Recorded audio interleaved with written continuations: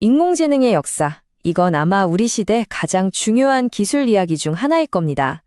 오늘 이 자유 분석에서는 그 장대한 여정을 처음부터 끝까지 함께 따라가 보려고 합니다.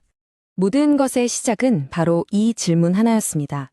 1950년 앨런 튜링이 던진 이 단순해 보이지만 사실은 정말 심오한 질문이 인공지능이라는 거대한 분야의 문을 활짝 열어젖혔죠. 자, 그럼 그 철학적인 질문에서 시작된 기술이 지금은 어떤 현실이 됐을까요? 이 숫자 정말 엄청나죠? 이게 뭘 의미하냐면요. 2025년이 되면 단 하나의 AI 데이터 센터가 1년 동안 쓰는 전력량이 인구 100만 명이 넘는 대도시 전체가 쓰는 양과 맞먹게 된다는 겁니다. 그러니까 한 사람의 머릿속 질문이 이제는 도시 하나의 에너지를 총체로 삼키는 거인이 된 셈이죠. 그럼 이야기의 맨 처음으로 한번 돌아가 볼까요?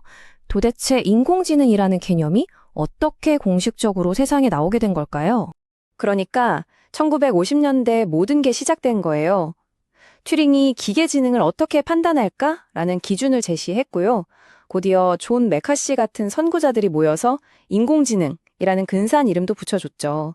초기 분위기는 정말 엄청난 낙관론에 휩싸여 있었어요. 심지어 인간의 뇌를 흉내낸 퍼셉트론 같은 모델까지 나오면서 다들 정말 금방이라도 생각하는 기계가 나올 것만 같다고 믿었죠. 그때 초창기 접근법은 아주 논리적이었습니다. 이걸 기호주의 AI라고 불렀는데요. 방식이 아주 직관적이에요. 뭐냐면 인간이 직접 세상의 규칙을 하나하나 코드로 짜서 기계에게 알려주는 거였죠. 예를 들면 이런 식입니다. 1번 규칙, 독일 세퍼드는 개다. 2번 규칙, 개는 포유류다. 결론, 따라서 독일 세퍼드는 온혈 동물이다. 이렇게 말이죠. 그런데 바로 여기서 딱 거대한 벽에 부딪힌 거죠. 한번 생각해 보세요. 이 복잡하고 애매한 현실 세계의 모든 현상을 어떻게 전부 다 규칙으로 만들 수 있겠어요? 그건 불가능했죠. 결국 이 명확한 한계 때문에 AI 연구는 자금이 뚝 끊기고 사람들의 관심 밖으로 밀려나는 첫 번째 AI 겨울을 맞게 됩니다. 네, 맞아요.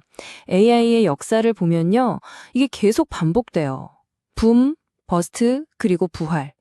엄청난 기대감이 막 부풀었다가 생각보다 별거 아니네 하는 실망감으로 꺼지고 그러면서 자금이 끊기는 AI 겨울이 여러 번 찾아왔던 거죠. 그 길고 긴 겨울 끝에 이 기호주의 AI가 마지막으로 아주 화려한 불꽃을 태우게 됩니다. 바로 1997년 IBM의 슈퍼컴퓨터 딥블루와 당시 세계 최강이었던 체스 챔피언 가리 카스파로프의 대결이었죠. 이 경기는 단순한 체스 게임이 아니었어요. 인류 대표와 기계지능의 정면 대결로 전 세계에 이목이 쏠렸습니다. 그리고 결과는 딥블루의 승리였습니다. 인간 최고 전문가를 이긴 최초의 AI가 탄생하는 순간이었죠. 하지만 이건 어디까지나 옛날 방식, 즉 무지막지한 계산 능력의 정점을 보여준 거였어요. 사람들은 딱 이렇게 말했죠. 계산은 잘하는데 뭘 아는 건 아니잖아. 라고요. 그리고 드디어 이 길고 긴 겨울들을 한 방에 끝내버릴 완전히 다른 차원의 새로운 접근법이 등장합니다. 바로 딥러닝의 시대가 열린 겁니다. 이 표가 그 핵심적인 차이를 정말 명확하게 보여주는데요. 기존의 기호주의 AI가 인간이 위에서 아래로 규칙을 찍어 누르는 방식이었다면 신경망, 즉 딥러닝은 완전히 정반대예요. 마치 아기가 세상을 배우듯이 방대한 데이터를 그냥 던져주고 그 안에서 스스로 패턴을 찾아서 배우게 하는 거죠. 아래에서부터 위로 지능이 자라나는 겁니다. 이건 정말 생각의 틀을 완전히 뒤집어버린 거였어요. 2010년대에 들어서면서 말 그대로 완벽한 폭풍이 몰아칩니다. 이 세 가지가 딱 맞아떨어진 거죠. 첫째, 인터넷 덕분에 AI가 학습할 데이터가 거의 무한대가 됐고요. 둘째, 제프리 힌튼 같은 천재들이 만들어둔 역전파 같은 훌륭한 학습 레시피가 있었죠. 그리고 마지막 결정적인 비밀 병기.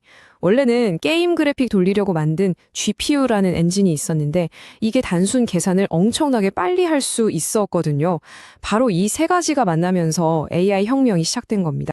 그리고 2012년, 바로 이 순간이 현대 AI 시대의 개막을 알린 신호탄이었습니다.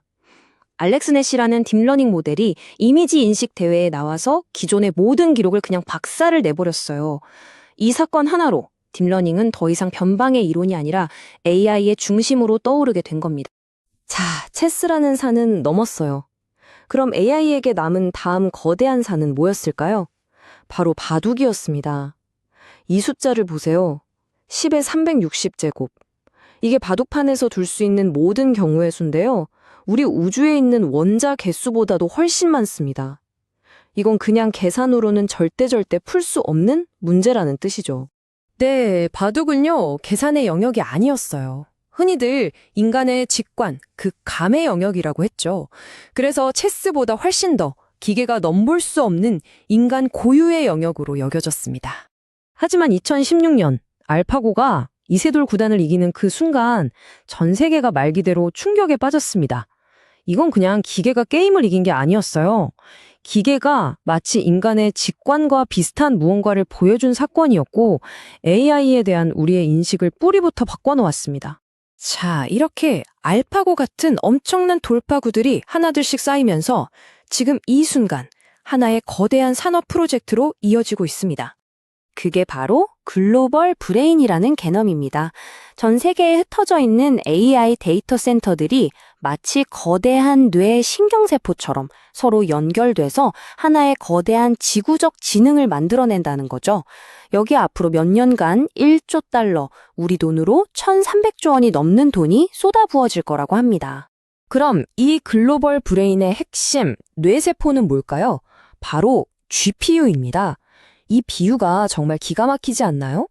CPU가 혼자서 어려운 미적분 문제를 푸는 천재 교수님이라면 GPU는 1 더하기 1은 같은 단순 계산을 하는 초등학생 100만 명을 모아놓은 것과 같아요. 그러니까 복잡한 문제 하나보다는 단순한 문제를 수백만 개 동시에 푸는데 특화된 거죠. AI 학습에 딱 맞는 구조입니다. 그런데 그 100만 명의 초등학생들에게 문제지를 순식간에 쫙 나눠줘야 할 거 아니에요? 바로 여기서 HBM, 고대역폭 메모리가 등장하는 겁니다. 기존의 메모리가 꽉 막힌 2차선 도로였다면 HBM은 그냥 128차선 고속도로를 뻥 뚫어버린 것과 같아요. GPU라는 뇌세포의 데이터를 막힘없이 초고속으로 공급하는 혈관 역할을 하는 거죠. 이렇게 보니까 이야기가 다시 맨 처음으로 돌아오네요. 이 엄청난 뇌를 움직이려면 어마어마한 에너지가 필요하겠죠. 이게 바로 우리가 마주한 마지막이자 가장 큰 관문입니다.